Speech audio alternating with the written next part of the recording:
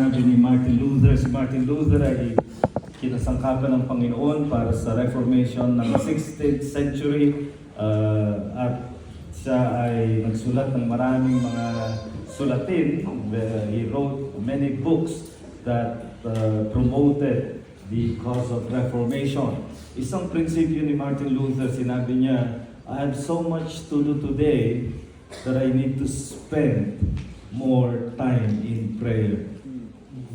Kung mapapansin ninyo, this is contrary to the common way we excuse our lack of prayer. I have so much to do, I have little time to pray. Pero si Martin Luther, ganun yung kanyang dependence on God, that he thought that if he has many things to do, the more he should pray.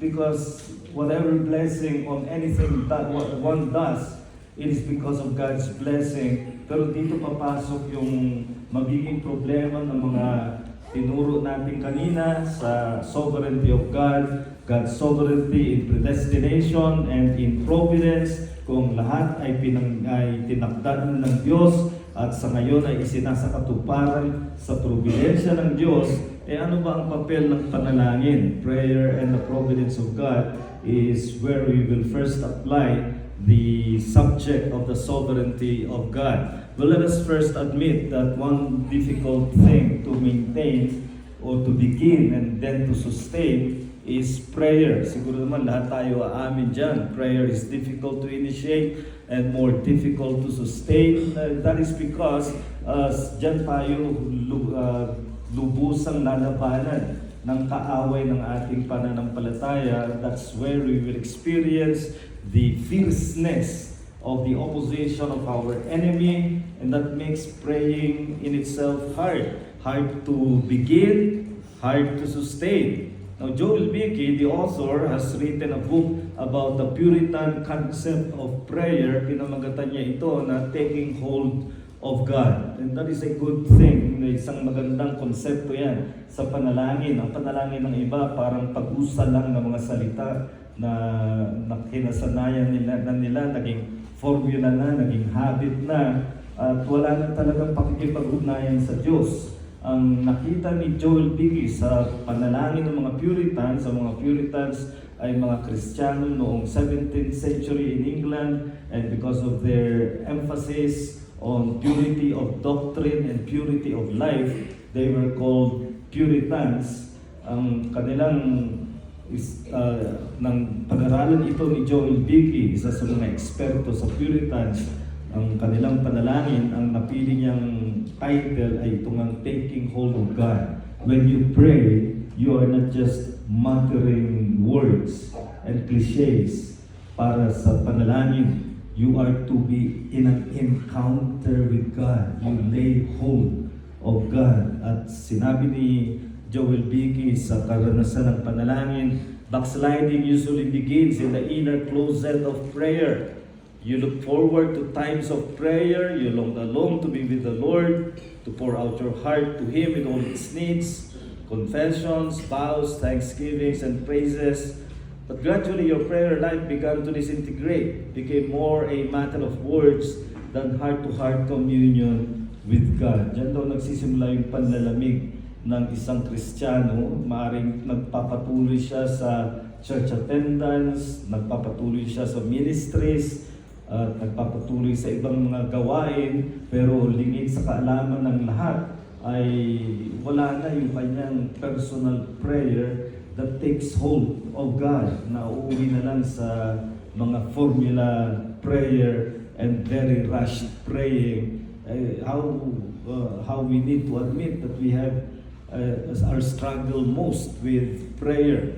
Now, why is prayer so important? In the concept of the Reformers, and of course rooted in the Scriptures, to them prayer is the principal means, pangunahing kasangkapan para sa biyaya ng Diyos. Prayer is the principal means of grace as fruit of faith. Kung may pananampalataya ka, ang pangunahing ebidensya o bunga niyan ay mananalangin ka, sapagkat kung naging anak ka ng Diyos, inuudyukan ka ng Espiritu na tumawag sa Kanya. Sabi ni Pablo, the Spirit Himself bears witness with our own spirits that we are children of God and that we cry out to Him, Abba, Father.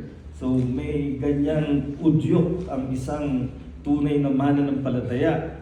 And John Calvin, another reformer, someone who came later than Luther, but probably was the most influential when it comes to the theology of the Reformation, may sinabi siya tungkol sa panalangin na prayer is the chief exercise of faith. So tumutugma ito sa sinabing principal means it is the chief exercise of faith. Ito ang pangunahing pagkilos ng pananampalataya. Kung talagang mananampalataya ka, pagkatapos ang buhay mo is one of prayerlessness, you are putting a big question mark to your professed faith. That is the implication of that. So the word is primary in its authority over other means. Prayer is principal as evidential fruit of faith. Kaya pinagsasama ang salita ng Diyos. Walang mas higit na autoridad kaysa salita ng Diyos. Yung panalangin natin, hindi yan ang autoridad. Hindi yung maisip natin. Ang autoridad natin ay ang salita ng Diyos. Pero kung talagang nagpapasakop ka sa salita ng Diyos, ang ebidensya, ang pangunahing ebidensya na mapagpasakop ka sa salita ng Diyos ay yung ikaw ay maging mapanalanginin. You become prayerful, or at least you strive to be prayerful if you truly are submissive to the Word of God. But here comes the problem for many Christians. Again, for those who have come to believe in the sovereignty of God, which I explained in the first session, ay maniniwala ka na lahat ay itinakda ng Diyos at ngayon isinasakatuparan ng Diyos sa probidensya. Kung ang lahat ay isinasakatuparan ng Diyos sa probidensya, para ano pa ang manalangin? And so here, the question is, what is the place of prayer if God's providence is in control? And there are two extreme positions that have been taken on this question. The first extreme position ay nagsasabi, prayers or lack of them do not have bearing on providence. So walang kinalaman ang panalangin sa providensya ng Diyos. Hindi kinakasangkapan ang panalangin para isakatuparan ang providensya ng Diyos. Manalangin ka man o hindi, ay ang providensya ng Diyos ay mangyayari at mangyayari. Para ano pa ang panalangin? Sa paliwanag nila, providence has no connection to means to achieve God's purpose. Hindi niya kailangan ng mga kasangkapan. Kaya para ano ang panalangin? For them, prayers are just to honor God and to build up one's faith. So hindi nila sinasabing huwag kang manalangin. Ang sinasabi nila ay hindi ka makapanalangin ng may anumang saysay sa mangyayari. So your prayer has nothing to bear on events that happen. So you only pray because you want to honor God, and you only pray because you want to build up your faith. But it does not have any bearing on the providence of God. That is an extreme position. Now the other extreme position, yung kabila naman, providence is contingent upon prayers or lack of them. Na ang providensya ng Diyos ay nakasalalay sa panalangin at maaaring ma-frustrate, mabigo ang providensya ng Diyos kung hindi manalangin. Hindi ko lang kung meron sa inyong mga nagbabasa ng mga isinulat ng isang sikat na Christian novelist na si Frank Peretti. May ilang libro siyang isinulat na yung mga kwento niya ay umiikot sa angelic battles. Naglalaban daw ang mga anghel ng Diyos laban sa mga fallen angels. At nananaig ang angels of God kapag nagpipray ang mga Christians. Pero kapag kulang sa prayer ang Christians, hindi nag-a-attend ng prayer meeting, yung fallen angels naman ang mananaig sa divine angels. So ang ginawa ni Frank Peretti ay ginawa niyang nakasalalay sa panalangin kung mangyayari o hindi ang providensya ng Diyos. And that is also an extreme. It makes God's will dependent on being realized or frustrated depending on the prayers of the saints. And that makes ultimately God dependent on the prayers of Christians. And to them, prayers are key to success or failure of the purpose of God. At kung ginawa mong ganyan, kalimitan, yung purpose mo pa ang mangingibabaw sa purpose ng Panginoon. Isang local pastor, meaning local dito sa Philippines, ang sumulat ng isang libro na naging sikat, best-selling. Ang title ng book ay How to Get Money from God. And then very successful yun. Gumawa siya ng sequel. Ang title na ay How to Get More Money from God. Ay, kung ganyan ang tingin mo sa panalangin, dahil ang Diyos ay nakasalalay sa panalangin mo, kung ano man ang ipanalangin mo, sasagutin niya para lang matupad yung kanyang providensya, you will make the purpose of God go to the level of our human purpose, and that will often reduce God to the whims of man. Hindi natin maaaring tanggapin ang ganyang klase ng paniniwala. These are extreme positions, and why are they extreme? Because again, just like we said sa first session, often nauuna yung logic.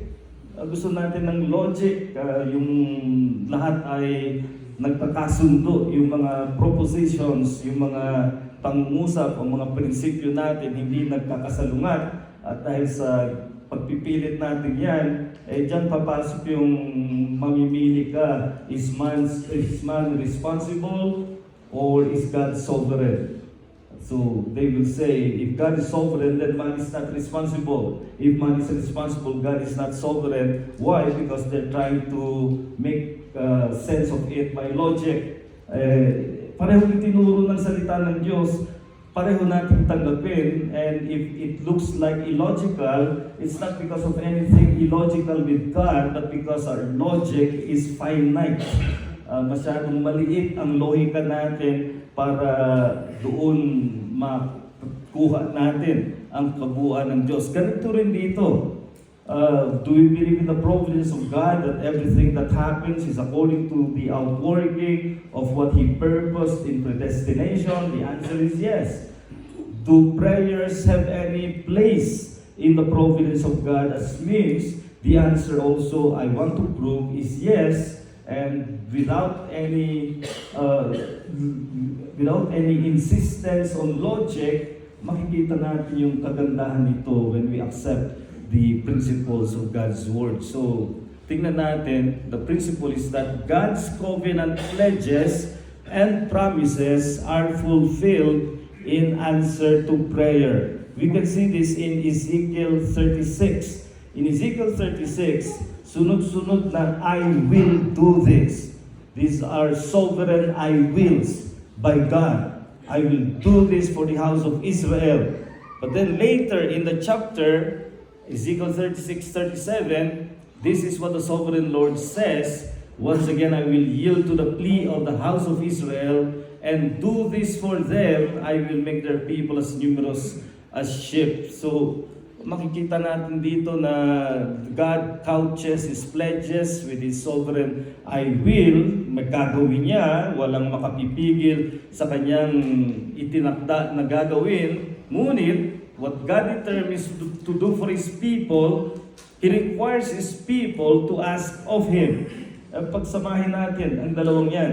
What God has determined to do, He will do. But God requires that His people ask, that is pray for those things that God has pledged to do. So God's sovereignty in redemption, kung itutok lang natin ito sa usaping pangkaligtasan, God's sovereignty in redemption and the saints' duty to pray are joined.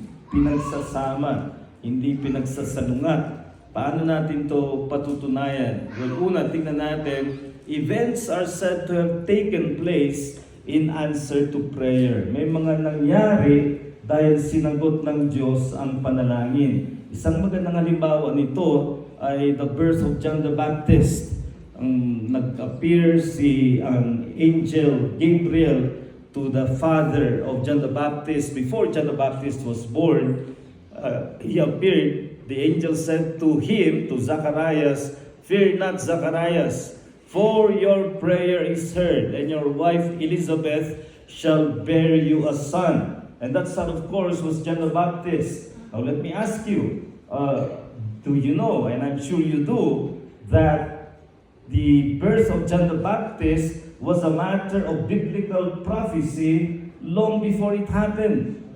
700 years before it happened, it was already stated in the Old Testament, in Isaiah, a voice is calling, clear the way for the Lord in the wilderness, make smooth in the desert a highway for our God. And when John the Baptist was asked nung kanyang kapanahunan na kung sino siya, ang sagot niya ay citation of Isaiah 43, I am the voice of the one crying in the wilderness. And in Malakay, may sinabi na Elijah will come before the great day of the Lord. At Jesus, no less, said that John the Baptist was the Elijah who was to come. Sa mga 700 years, in the case of Isaiah, the birth of John the Baptist was already prophesied, which means it was purposed by God long before the parents, Zacharias and Elizabeth, were even born. Pero ang sinasabi kay Zacharias ni Angel Gabriel, your prayer is heard. Yung pagkasilang ni John the Baptist ay bilang tugon sa kanilang panalangin. Kaya anong pipiliin natin? Gabriel presents it as an answer to prayers of Zacharias and Elizabeth. Is that true? Yes. But is the birth of John the Baptist purposed by God and even prophesied hundreds of years before? Yes. Now, mamimili pa tayo, pipiliin natin, hindi sagot sa panalangin yan. Hindi predestination or providence. O kaya naman, sabihin mo, that's providence, hindi sagot sa panalangin. Kaya ano man piliin mo doon, extremes yun, because both are taught by Scripture. And in the book of Revelation, sinabi yung the covering o the opening of the seals na tumutukoy sa pagsasakatuparan ng plano ng Diyos sa kasaysayan mula sa unang pagparito ni Jesucristo hanggang sa kanyang ikalawang pagparito. Una, walang makapagbukas ng seal na iniyakan ni John the Apostle. And then, when someone who was called the Lion from the tribe of Judah was able to open the seals, yun na yung isasakatuparan na ang plano at mangyayari na sa kasaysayan. Pero isang paliwanag sa Revelation, the smoke of the incense together with the prayers of God's people went up before God from the angel's hand. Now it's a figurative way of saying na what enabled the opening up of the seals for the unfolding of God's purpose in history is because of Jesus, the Lion of the tribe of Judah. But now it tells us that the prayers of God's people are ascending to God, and that is one of the factors, isa yun sa mga sangkap na sa katuparan ng plano ng Diyos. Ang makikita natin dito, prayers have a vital role in realizing redemptive events. Yung birth ni John the Baptist prepared the way for Jesus, so it's a redemptive event. And if that is true of redemptive events, that is true of providential, even non-redemptive events. Yung iyong trabaho, yung iyong pag-aaral, yung iyong pamilya, at iba pang mga bagay, ay nasasakop yan ng panalangin. May mga nangyayari bilang sagot sa panalangin. Then, let's look at another way of looking at this. Events have not taken place for lack of prayers. Ibig sabihin, may maganda sanang mangyayari kung nanalangin, pero hindi nanalangin at hindi nangyari. And the most familiar verse on that account is James 4:2 and 3. 3. You do not have because you do not ask God. When you ask, you do not receive because you ask wrongly to spend it wisely. So, ibig sabihin, may maganda sanang mangyayari, pero hindi nangyari. And the most familiar verse on that account is James 4:2 and 3. You do not have because you do not ask God. When you ask, you do not receive because you ask wrongly You do not receive because you ask with wrong motives, that you may spend what you get on your pleasures. So may paliwanag rito na dalawang kadahilanan. James indicts the people's forceful efforts. That sinabi niya, where do fights and quarrels come from among you? Ba't ang gugulo nyo? Ba't nag-aaway kayo? Ba't nagkakagulo sa iglesia? And James explains, you do not have because you do not ask. You do not pray. So lack of praying deprives them of what they could have in terms of blessings. Or their prayer is not genuine but selfish in motives. Nanalangin nga, pero katulad ng panalangin ng maraming Kristiyano ngayon, masyadong makasarili. Alam niyo, ang panalangin ng maraming Kristiyano ay parang order ng menu sa restaurant. Bigyan mo ko nito, bigyan mo ko yan, bigyan mo ko nito, samahan mo ng ganito. We pray in a very selfish way. So we pray for our health, we pray for good job, we pray for someone sick in the family. Now, I'm not saying that those things are wrong to pray for.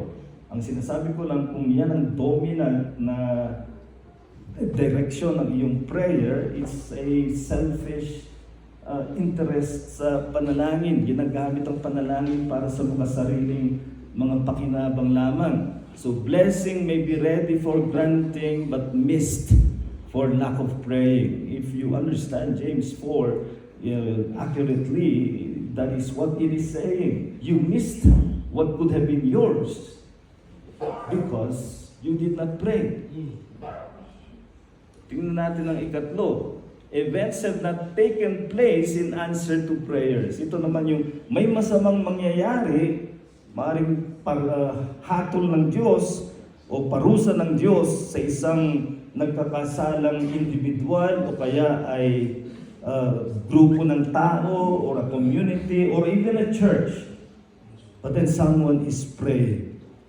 And then the judgment does not happen. That is what is the case of Amos, when God's judgment was close to fall upon Israel.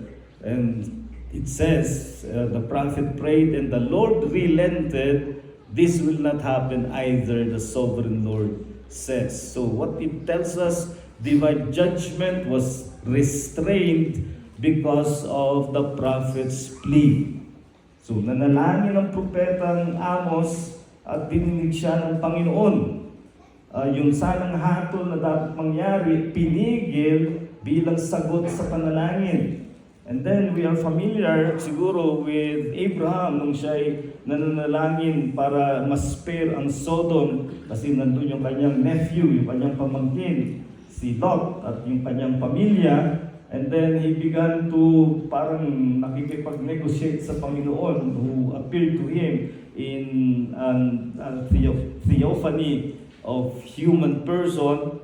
Diba, nagsimula siya, if there are 50 righteous men, will you still judge Sodom? And God said, for the sake of the 50 righteous men, righteous people, I will not judge Sodom. Bumaba sa 40 hanggang sa 10. Siguro tiwala na si Abraham. May 10 naman siguro kasi yung pamilya, 8 na yun. 2 na lang. Siguro naman may nabitisan itong si Lot. Hindi niya alam. Ay napapasama sa mga hindi tamang bagay ang pamilya ni Lot. But what I'm trying to say is that Abraham was interceding on behalf of Sodom, and God was willing to restrain His judgment in answer to the prayer of Abraham. It's only when Abraham stopped interceding that judgment pushed through against Sodom and Gomorrah. So what we can learn here is that intercession for mercy to avert judgment is part of redemption, and it is in answer to prayer. Alam kong marami sa inyong nananalangin para sa mga mahal ninyo sa buhay, maybe your parents, your children, your spouse, your dear friends, and pinapanalangin ninyo at baka tutok sa kayo na ba't ko ba kailangan ipanalangin kung elect sila, maliligtas sila, kung hindi elect, impyerno sila. Maling pag-iisip yun, kundi hindi natin alam kung sila ay elect o hindi, pero nakita natin sa kanina sa first session, even God is inviting the reprobate not to die in their sin, but to turn and live. And Apostle Paul, amidst his discussion on the predestination of God about Israel, at sinabi niya, they are not all Israel who are of Israel. Ibig sabihin, hindi talagang maliligtas lahat ng mga taga-Israel. Yet in Romans 10:1, sinabi niya, my heart's desire and prayer to God for Israel is that they may be saved. So ganito yun, yung panalangin na maaring magpigil ng hatol ng Diyos. So you need to continue to pray for your unsaved loved ones, and perhaps God will hear such a prayer and judgment will be restrained. So that's again a clear place given to prayer even in salvation. Then events have taken place for lack of prayers. Ito naman ay judgment na hindi sana mangyayari, pero humingi ng ang Panginoon ng panalangin, walang nanalangin, natuloy ang judgment. Ezekiel 22:30 is about the looming judgment of the invasion by Babylon against Judah. And here is what God says, and I sought for a man among them who should build up the wall and stand in the breach before me for the land, that I should not destroy it, but I found none. Yung figure dito ng breach in the wall represented the city's vulnerability to invasion. Dahil yung wall, yan yung defense ng isang city in ancient warfare. Kapag merong invaders, pag ang wall ay weak, dito sinabi may breach, may siwang yung kanilang pader, madali silang papasukin, at ang sinabi ng Panginoon, meron sanang tumayo sa siwang na iyon para huwag mahatulan ang Judah. And here, the attacker or the invader, while Babylon is the instrument in this passage, it's God Himself who is invading with judgment, but He is looking for someone to intercede. And there was no one.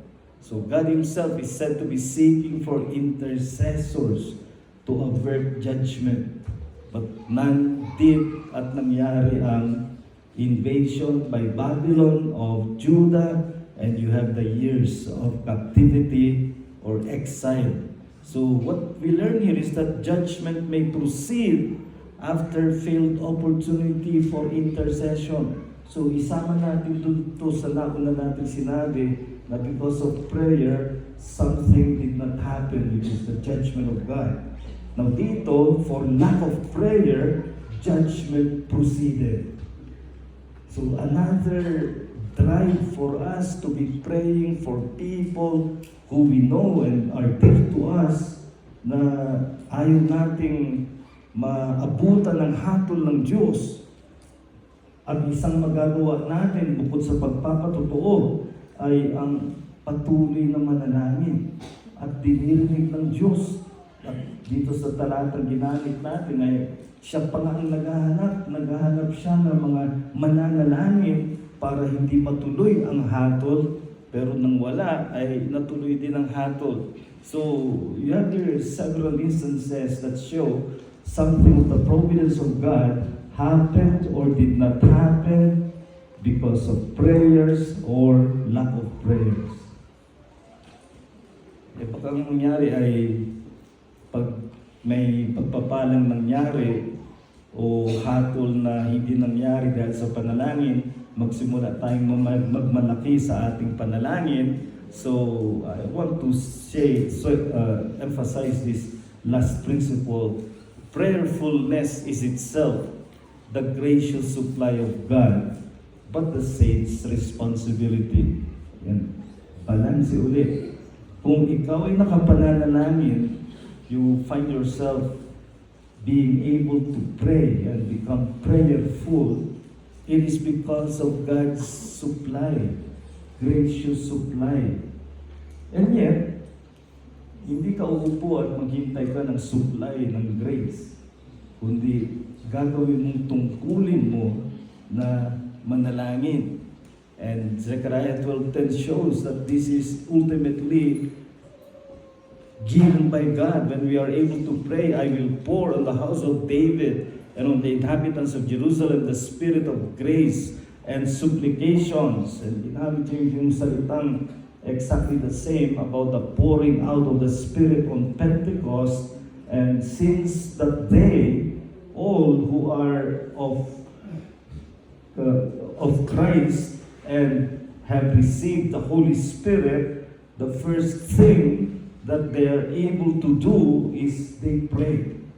Yan ang tinatawag natin sa umpisa na principal means and chief evidence. Yung pangunahing kasangkapan at naunang ebidensya ng panalangin dahil yan ay ibinibigay ng Panginoon.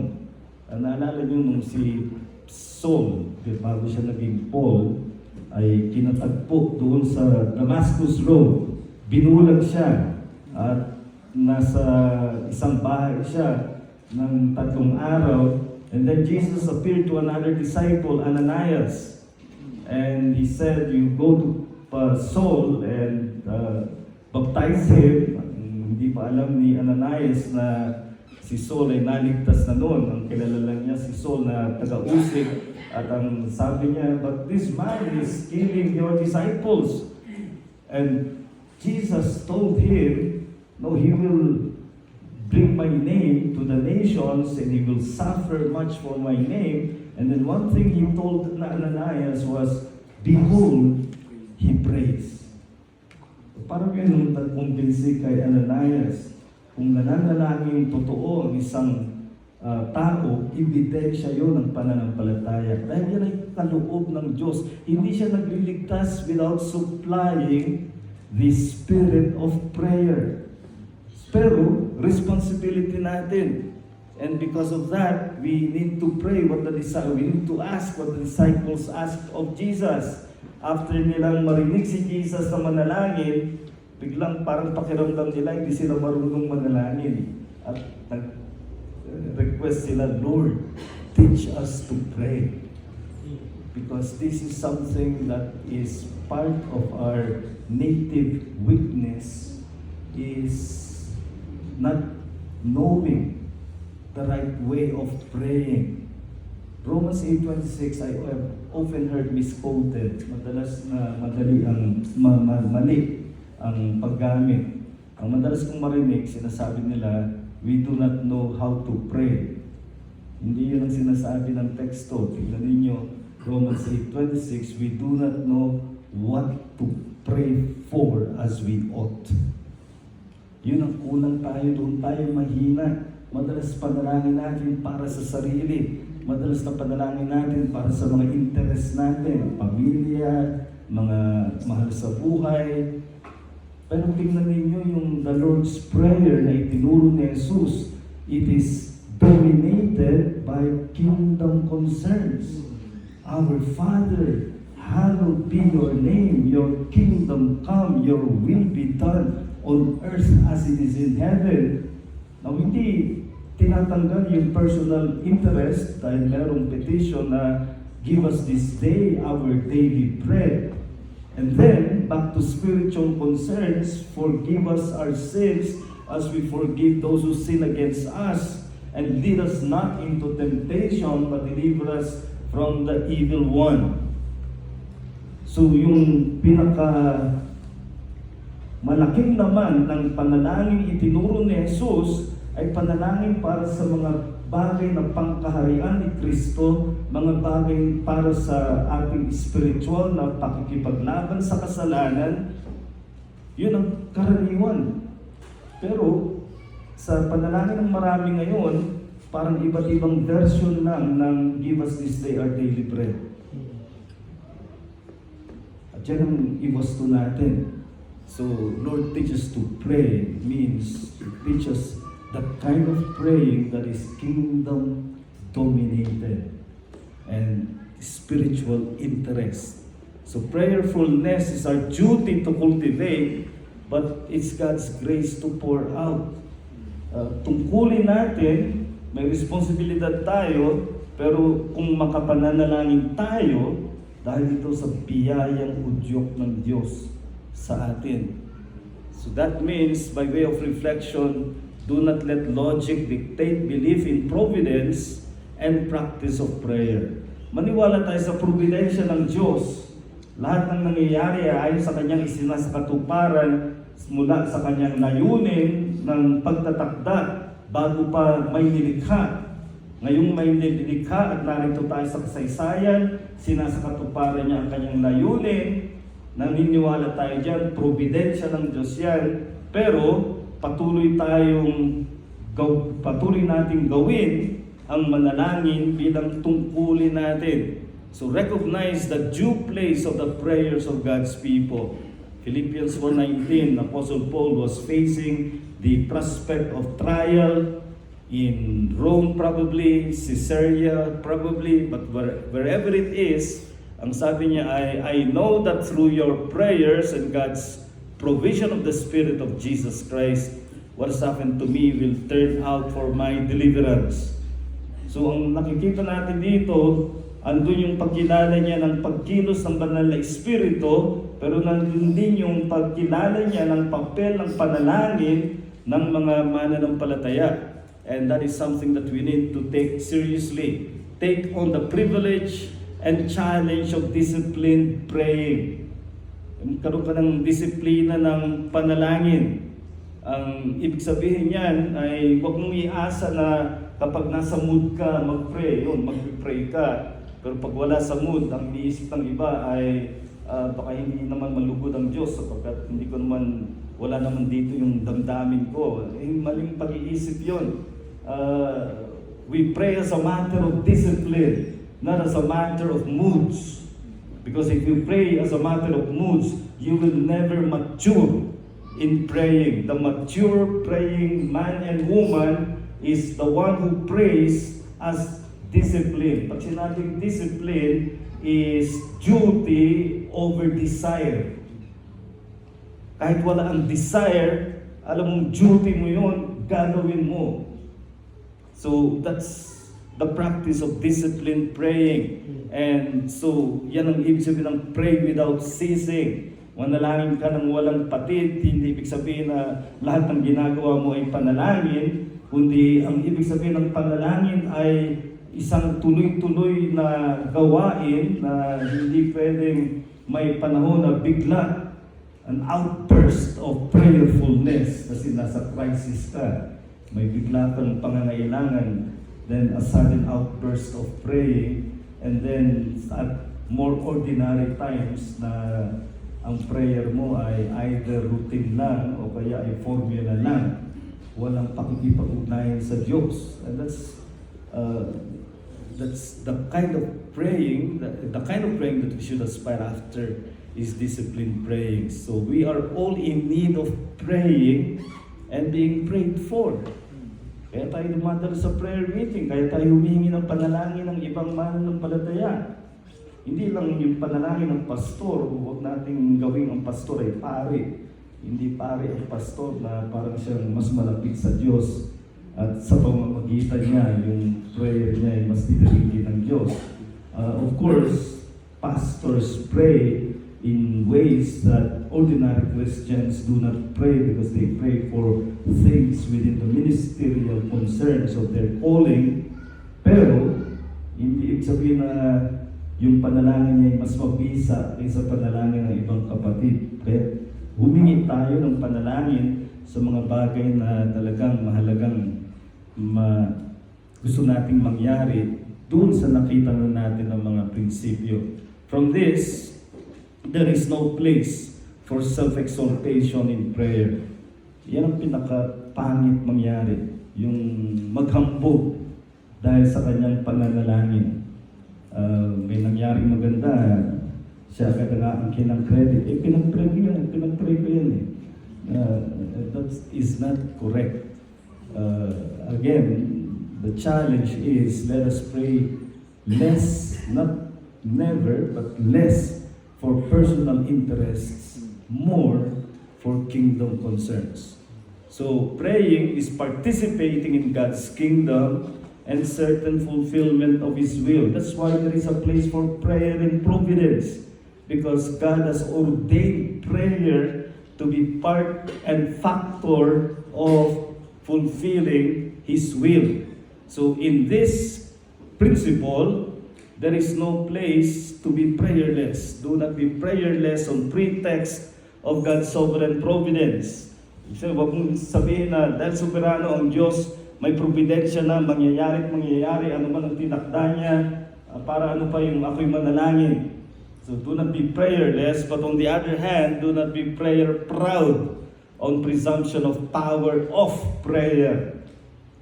Tama na mayroong power through prayer, but prayer itself is not power.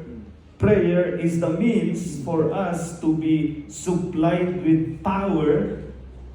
It's power through prayer, pero meron mga gustong tawagin ang sarili nila na prayer warriors, na para bang may hotline sila sa Panginoon na kung ano man ang ipanalangin nila, tiyak na tiringgin. That's a proud spirit. Prayer, you see, is the humblest posture of any sinner before God. So it is assuming the weakest posture before the sovereign God. I began with Martin Luther, yung kanyang sinabing, because I have to do more things today, I need to pray more. Nung siya ay namatay in 1546, may nakitang note sa kanyang bulsa, written in German, because Martin Luther was German, pero in translation, ang nakasulat ay, "We are beggars, that is what we all are." Tayo pulubi lamang sa harap ng Diyos. Totoo na tayo mga anak ng Diyos. Pero sa postura ng ating panalangin, hindi ito isang pag-uutos sa Diyos na gawin niya ang gusto nating pagpapala. Ito ay pagsusumamo. It's pleading with God. There is no place for pride, because itong dahilan na prayer is associated with kneeling down. And I don't mean to say na you pray only by kneeling down. But in the scriptures, they are often associated because that's what prayer is. Kaya ka lumuluhod ka pag nagmamakaawa ka. And that is what prayer is. You are pleading with God. And there is no place for pride in prayer, but you insist and you aspire to be as prayerful as you can be, without thinking of your prayer as the reason for anything in the kingdom to happen. Providence and prayer go together. So let us summarize this. Unang sinabi natin, events take place in answer to prayer. Events do not take place for lack of prayer, meaning good things did not happen because walang nananalangin. And then events do not take place in answer to prayer. Yung masamang mangyayari, hindi nangyari dahil may nanalangin. And events take place for lack of prayer. Yung masamang mangyayari, nangyari nga dahil hindi nanalangin. Pero yung kahulihan, prayerfulness is itself by gracious supply of God. So, ang nakikita natin dito, dapat tayong manalangin, pero kung ikaw ay nakapananalangin, dahil ito sa pagbibigay ng biyaya ng Diyos. So, anong tamang isipin natin dito? Ang tamang pag-iisip ay prayer is the principal means And I am so humbled to be included by God in His kingdom work through my prayers. Kasama yung panalangin natin sa ginagawa ng Diyos para isulong ang Kanyang kaharian. At magre-resulta yan sa tamang resolution and behavior. I will, by God's grace, believe in the providence of God, and prayer is part of His ordained means. Hindi niya pinaghiwalay ang providensya at ang panalangin. Ang maling response, because of remaining sin, ay yung nag-iisip, I accept that God's providence is sovereign, it will happen whether I pray or not. Kaya ang kanyang magiging behavior, I will pray for my personal needs, but God will take care of His own work in the kingdom that I do not need to pray for them. Kaya puro personal na interest, hindi makita o hindi maisama sa kanyang panalangin ang mga bagay sa kaharian ng Diyos, sa iglesia ng Panginoon, sa pagsulong ng Ebanghelyo. Yan ang ipanghamon natin sa ating mga sarili. My challenge, appreciate that God has ordained praying people to fulfill His purpose. Let us pray. Dakila naming Diyos, aming mga baging Ama, nagpapasalamat kami na maliwanagan sa implikasyon ng iyong providensya sa aming pananalangin. And we know that we are prone to go to extremes because we seek to understand you according to our own finite logic. And we pray that we may be safeguarded from these extremes.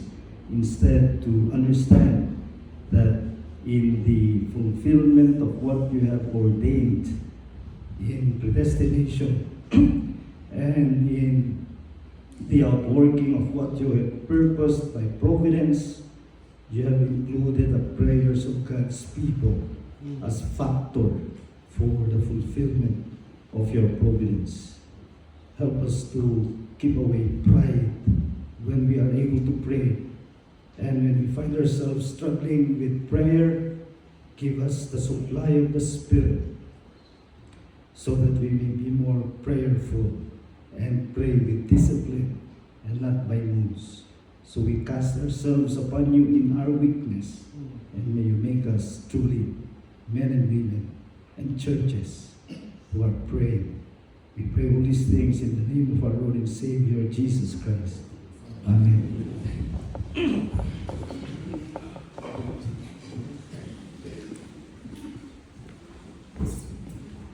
you, Pastor. I check that we have 50 minutes for question and answer. So, would you like to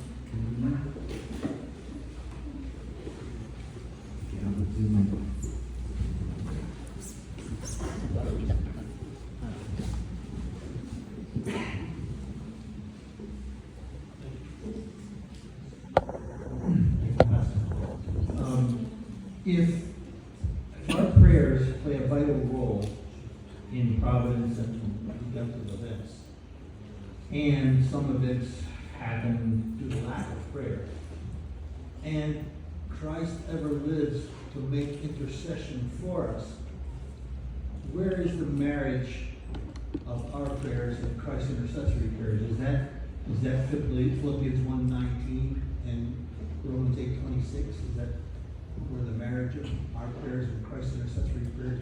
Well, the difference is that the prayer of Christ is priestly, which means through His sacrifice, which was once and for all, His prayers of intercession are always effective. That's why Hebrews 7:25 exactly says that He is able to say to the uttermost, for He ever lives to pray or to make intercession for us. So it is a priestly intercession. Our prayer is never a priestly intercession because we are not like Christ in His priesthood.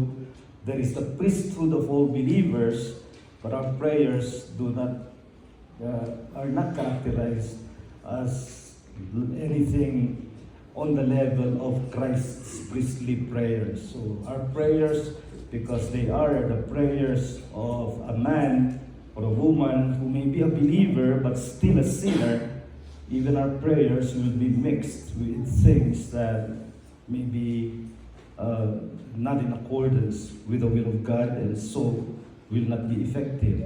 But what we're saying is that in providence, prayers are included in the factors that God uses to fulfill His purpose, which is part of making us, in that sense, co-laborers with God, based on the fact that God uses means. For example, in making disciples, the church and believers are used to bring the gospel to them, to evangelize, to bear witness. On that same level, we have prayer as a factor for fulfilling the purpose of God. So the provision of the Spirit of Jesus Christ in Philippians 1:19. Can you expound on that further? Well, that means there are times when prayers are answered with an effective result, and there are times that prayers will not have the same effect as some prayers are. Because, as you know, Paul had a second imprisonment, and I'm sure Christians were also praying for him in the second imprisonment, but that resulted in his execution anyway. While in the first imprisonment, which the Philippian letter belongs to, the first imprisonment of Paul, their prayers were granted. He was delivered, he was set free.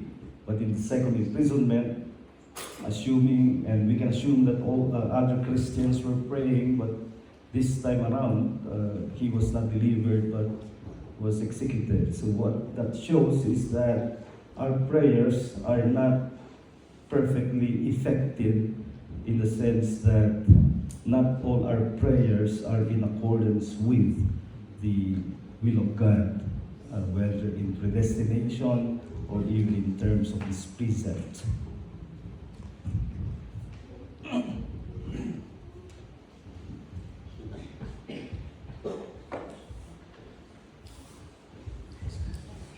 Si Pastor Felix. Sabi mo kanina, Pastor, na yung hindi naman yung hindi kailangan, pero yung panalangin ng mga pastors, leaders, parang hindi mas mabigat kaysa panalangin ng mga membro. Pero sa James, sabi niya na if anyone is sick, let them call the elders of the church. Ano ba yung rule ng elders? Pag Parang kasama yung role sa parang sa mas malakas yung prayer ng mga pastors, kaya pinapatawag sila.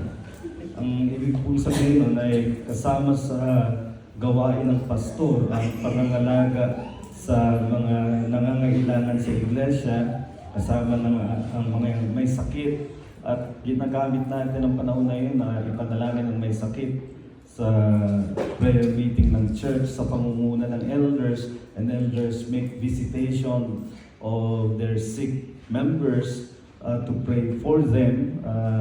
Hindi ibig sabihin nun na mas malakas ang panalangin ng elders. Ang ibig sabihin nun, trabaho ng elders na gawin ang tumalaw doon sa may sakit para siya ay panalangin. But you will find that prayer is both the right and privilege of all God's children, and the prayers of pastors are never considered priestly in any way, like that of the Lord Jesus. So let us not take to ourselves yung na ang panalangin ng pastor ay mas mabisa kaysa sa panalangin ng hindi pastor na mananampalataya. May mga bagay na ipinapanalangin ng pastor na hindi malimit na isasama sa panalangin ng mga ordinaryong miyembro, and I personally believe, and by God's grace practice praying for every member of my church by name, including the children if they are in a household, and that's a regular duty to do by the pastor for the members of the church. Now, hindi yun maaaring ginagawa ng mga ordinary members, pero dapat ginagawa yun ng pastor. So may mga pinapanalangin ng pastor na maaaring hindi kasama sa regular na pinapanalangin ng mga hindi pastor, pero maling sabihin na ang panalangin ng pastor ay mas malapit sa Diyos kaysa sa mga hindi pastor na mga Kristiyano. Pastor, you mentioned kanina na backsliding. Prayerlessness is the start of backsliding. Yan sabi ni Joel Piggy. Can Christians backslide and can Christians apostatize? Or anong difference ng backsliding sa apostasy? Well, una, biblical usage, pareho sila. Backsliding is apostasy.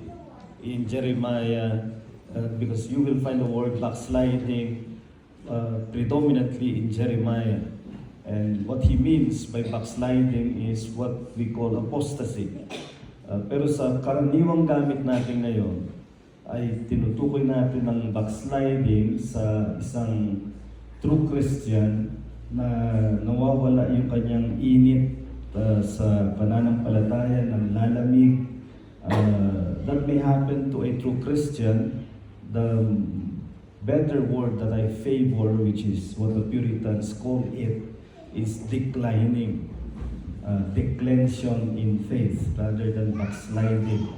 Apostasy is a person who professes to be a Christian and is accepted by the church as a Christian, and then later on proves that or departs from the Christian faith. So what happens here is not that he lost his salvation. Rather, when he becomes an apostate, he proves that he was not saved in the first place. Hindi magkaiba yung nawala yung kaligtasan. Hindi mawawala ang kaligtasan because nakita natin sa first session, God preserves. Kung ingatan ka ng Panginoon, Philippians 1:6, what He began in you, He will complete in the day of Christ. So magpapatuloy yan. Pero kapag ang isang tao tumalikod sa pananampalataya at hindi na niya inaangkin ang pagiging Kristiyano, yan ang apostate. Hindi dahil nawala kaligtasan niya, kundi hindi siya ligtas in the first place. Now, pwede mangyari hindi siya ligtas pero hindi siya naging apostate. Ang tawag riyan, hypocrite. Mas basak pakinggan nyo dito. Pero yan ang isang tao na tinanggap ng miyembro ng iglesia pero hindi totoo yung kanyang pagka-Kristiyano, kundi sumasabay lang siya sa mga gawain ng iglesia kaya walang nagdududa sa kanya, pero sa loob niya wala siyang pakikipag-ugnayan sa Diyos. He is not praying, he is not seeking to be holy. When he is outside of the church, he lives just like the world. So in essence, he is not living as a Christian, but when in church, he behaves like a Christian, but there's no true Christianity in him. That's hypocrite. An apostate, I wrote an article in our publication many years ago where I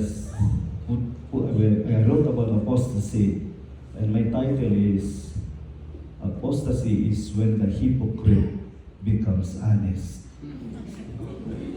Kasi nakakapagod yung hypocrisy. Biro mo, wala kang desire talaga, pero pupunta ka sa church para makasama yung ibang mga Kristiyano, kaya walang nagdududa, pero nakakapagod yun. Darating siya sa panahon, kung nabalitaan niyo halimbawa si Joshua Harris, na marami siyang books na naisulat na nakatulong sa mga Kristiyano. Patungkol pa, tinuring siya na relationship guru. Siyang magaling magturo tungkol sa relationship. Akalain mo mag-divorce sila ng kanyang wife. And then later on, he himself made the announcement publicly, by the definition of an apostate, I regard myself as an apostate. So it's a self-declaration. So it's not because he lost his salvation, but that he proves he was not saved in the first place. And he was living a hypocritical life until the moment he became open. So kaya, when the hypocrite becomes honest, apostasy is the result. You have any questions? Sir?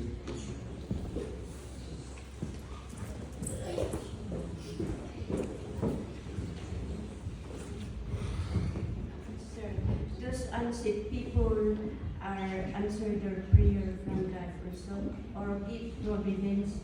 Those unsaved people, can God answer their prayer, or and give providence also to them? Well, the answer to prayer is part of the providence of God. So, when something happens, like when Gabriel, the angel, said to Zacharias, your prayer has been heard, so they will give birth to John the Baptist. And yet, as I have shown, the birth of John the Baptist was prophesied long ago, and therefore purposed by God, and yet when it was to happen, it was in answer to prayer. So there's no contradiction if you just accept both truths, that God has purposed in providence what is to take place, but part of the means is for His people to pray. It is just like He chose whom He will save, but to be saved, they need to hear the gospel. But who will preach the gospel? Not God's voice from heaven. He chose the church to, with a great commission to make disciples of all nations. So it's part of the providence of God. God's answer to prayer is part of the providence of God, fulfilling His providence just as much as our mission and evangelism will fulfill the purpose of God about salvation, but also by using the witness and mission of His people. So ganun din sa prayer. Prayer is answered by God as part of the providence of God. As mas parang unbelievers daw. Unbelievers. Can God answer the prayers of unbelievers? Certainly, but this time it is out of His mercy, not because He is their Father. In the case of Christians, we come to God as His children, and children have the status of asking their Father. Unbelievers do not have that status, and yet because God is merciful, He may, but He is not in covenant pledge to answer their prayers. But out of mercy, He may and or may not answer the prayers of unbelievers. Last question, Danny Ragpuras there.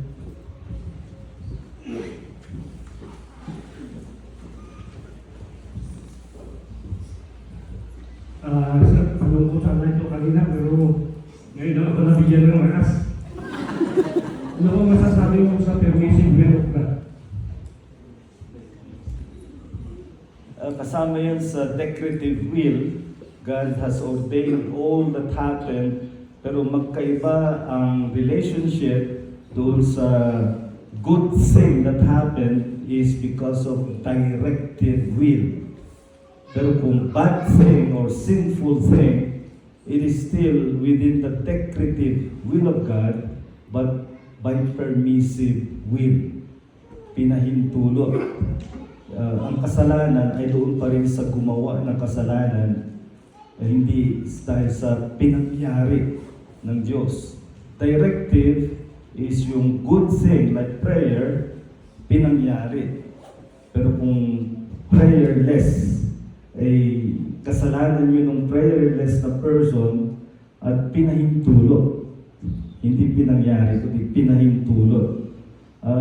To give an illustration, itong mic na ito ay pagkitawan ko, babagsak yan. Hindi ko gagawin at pagpapayarin ako ng libro. Pero ang ibig sabihin nun, may nangyari na dahil sa talagang mangyayari kapag hindi ko pinigil. So that's permissive. Nangyari at pinahintulot, initawan, hindi itinulak, kundi hindi pinigil, nangyari, permissive will. Pero kung ngayon itinataas ko ang mic na ito, hindi siya makatataas ng sarili niya, kundi pinangyayari ko. I make a direct intervention or action so that this mic may be useful for me na nakataas siya. So yun ang difference ng directive will, pinangyari, permissive will, pinahintulot, pero ang kasalanan ay doon sa gumawa ng kasalanan. Pero kasali yan sa providence. Yes, kasali po yan sa providence, pero magandang pag-ibahin natin yung what God permits, what God directs. Good things are directed, evil things are permitted. Okay. For our grouping and questions, no, mabalik at isuhan tayo. After the third session, so the question and answer.